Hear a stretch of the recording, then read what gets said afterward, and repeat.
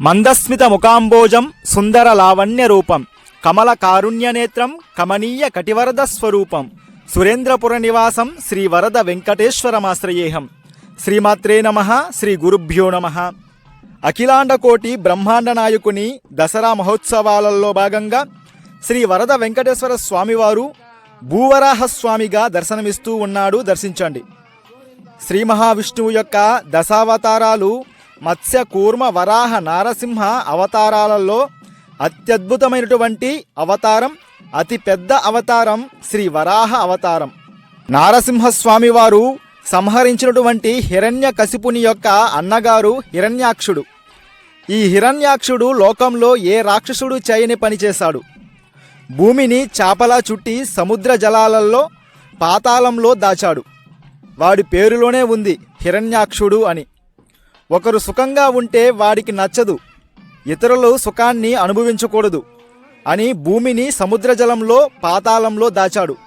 సరే, వాడైనా సుఖాన్ని అనుభవిస్తాడా అంటే వాడు అనుభవించడు. అట్టే పెట్టుకొని నాది నాది అని దాస్తూ ఉంటాడు. ఇది ధనం దగ్గర నుండి భూమి వరకు అన్నీ అందులోనే వర్తిస్తుంది. అంటే లోభగుణం కలవాడు అని అర్థం. సరే, సముద్ర జలంలో భూమిని ఎలా అండి దాచాడు? ఈ భూమిపైనే కదా 4 దిక్కులా సముద్రం ఉన్నాయి అని అంటే ఏదో భూమిని తీసుకెళ్లి సముద్రంలో పడేయలేదు. తన యొక్క తపశక్తితో సముద్ర మట్టాన్ని పైకి పెంచి భూమి ఉన్న ప్రాంతాన్ని పాతాళంలోనికి వెళ్ళిపోయేలా చేశాడు. అలా చేసిన తరువాత బ్రహ్మగారు సృష్టి చేసి స్వయంభూమనువును పాలించమన్నాడు. స్వయంభూమనువు నమస్కరించాడు. పితామహ, మీరు సృష్టి చేశారు, కానీ నేను సృష్టిని నడపడానికి పాలించడానికి భూమి ఎక్కడ ఉంది?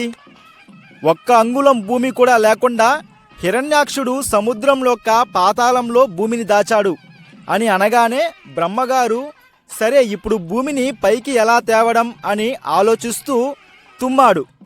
బ్రహ్మగారు తుమ్మగానే ఆయన ముక్కు నుండి ఒక చిన్న వరాహము ఆవిర్భవించింది. అదే ఆదివరాహమూర్తిగా, యజ్ఞవరాహమూర్తిగా ఆవిర్భవించి వామనమూర్తి ఎలా పెరిగాడో అలా అతి పెద్ద ఆకారంతో పెరిగి నిలబడ్డాడు. అసలు స్వామివారి దశావతారాలలో ఈ వరాహ అవతారం అతి పెద్ద అవతారం. ఎంత ఎత్తు అంటే అంత పెద్ద ఆకారంతో నిలబడ్డాడు వరాహస్వామివారు. వెంటనే భూమి ఎక్కడ ఉంది అని సముద్రంలో దిగి తన ముక్కుతో సముద్ర జలంలో వెతుకుతూ ఉన్నాడు, ఎక్కడ భూమి దాగి ఉంది అని. అలా వెతుకుతూ ఆ జలమంతా కూడా ముఖానికి అంటుకుంది. దానిని విదిలించడానికి తలను పైకెత్తి ఇలా ఊపాడు. ఊపగానే 7 ఋషులు 33 కోట్ల మంది దేవతలు ఆ వరాహస్వామి వారి ముఖానికి ఉన్న నీరు తమ పైన పడాలి అని యజ్ఞవరాహస్వామి వారి యొక్క పాదాల చెంత నిలబడ్డారు. అలా స్వామివారి యొక్క రూపం వరాహ రూపంతో, వరాహ వదనంతో కనిపించినా కూడా ఆయన యొక్క స్వరూపం, ఆయన ఎవరి అంశతో అవతరించారు అంటే యజ్ఞస్వరూపంతో. అంటే యజ్ఞంలో మనం వాడే సృక్కు, స్రువం, ఆద్యపాత్ర ఇలాంటి వస్తువుల యొక్క అంశతో రూపాన్ని ధరించి అలా యజ్ఞవరాహస్వామిగా అంత ఎత్తులో స్వామివారు నిలబడి ఆ సముద్ర జలంలో దిగి భూమి ఎక్కడ ఉంది అని వెతుకుతూ ఉన్నారట. ఆ సముద్ర జలం అనుకునిందట, స్వామివారి యొక్క పాదాలను కడగడానికి ఇదే మనకి అవకాశం, కాబట్టి స్వామివారి పాదాలను కడుగుదాం అని ఆ సముద్ర జలాలు ప్రయత్నిస్తే స్వామివారి యొక్క పాదాలను పూర్తిగా తడపలేకపోయిందట. అంటే అంత పెద్ద స్వరూపంతో యజ్ఞవరాహ స్వామివారు నిలబడి ఉన్నారు. కృష్ణ కర్ణామృతంలో లీలాసుకులు వారు అంటారు, స్వామి కృష్ణ, నువ్వు వరాహావతారంలో భూమిని వెతకడానికి సముద్రంలో దిగగానే ఆ సముద్రపు నీరంతా కూడా నీ రోమం యొక్క రంధ్రంలో ఒక్క రంధ్రాన్ని పూర్తిగా నింపలేకపోయింది. అంతటి స్వరూపంతో నీవు అవతారాన్ని తీసుకున్నావే. ఇప్పుడు గోపికలు కాళ్లపైన నిన్ను పడుకోబెట్టుకొని చెంబుతో నీళ్లు పోస్తే పిల్లవాడు భయపడతాడు అని గోపికలు చేతులతో అంటే దోసిళ్లతో అంత నీళ్లు నీ పైన పోయగానే నీ శరీరమంతా కూడా తడిచిపోయిందే స్వామి అని చమత్కారంగా వర్ణించారు లీలాసుకుల వారు.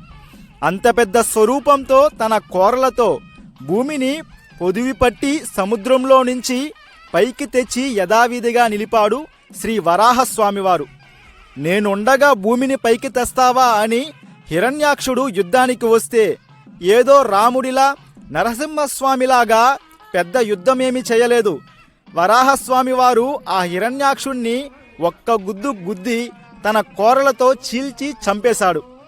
అలా మన అందరి సంతోషం కోసం, మనందరినీ కూడా రక్షించడం కోసం సముద్రంలో పడి ఉన్న శ్రీ భూదేవిని తన కోరలతో పైకెత్తి మనలందరినీ కూడా ఉద్ధరించినటువంటి శ్రీ భూవరాహ స్వామిగా మన సురేంద్ర నగరంలో శ్రీ వరద వెంకటేశ్వర స్వామి వారు దర్శనమిస్తూ ఉన్నాడు. దర్శించండి.